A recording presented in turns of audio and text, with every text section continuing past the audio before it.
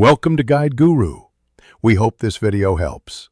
You start by confirming your device is signed into the Apple ID and iCloud syncing is enabled. This ensures limits apply across devices. Next, open Settings and tap Screen Time. If it is off, turn it on now. Choose this iPhone or pick a family member profile, then create a Screen Time passcode. This passcode prevents accidental changes. Once done, make sure to enable share across devices if you want uniform limits. Now you're ready to add your first app limit. You tap App Limits and choose Add Limit. Pick either whole categories or expand to select individual apps. This matters because categories cap multiple apps at once, while single apps give precision.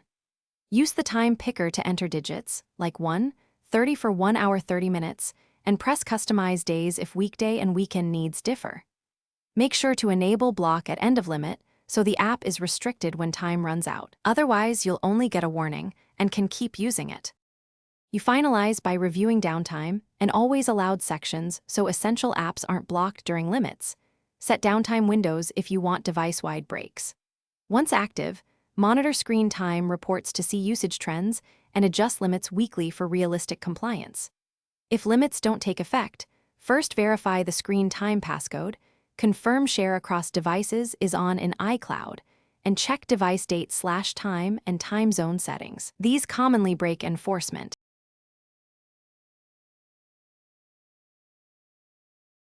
Thanks for watching. Consider subscribing if we helped you today.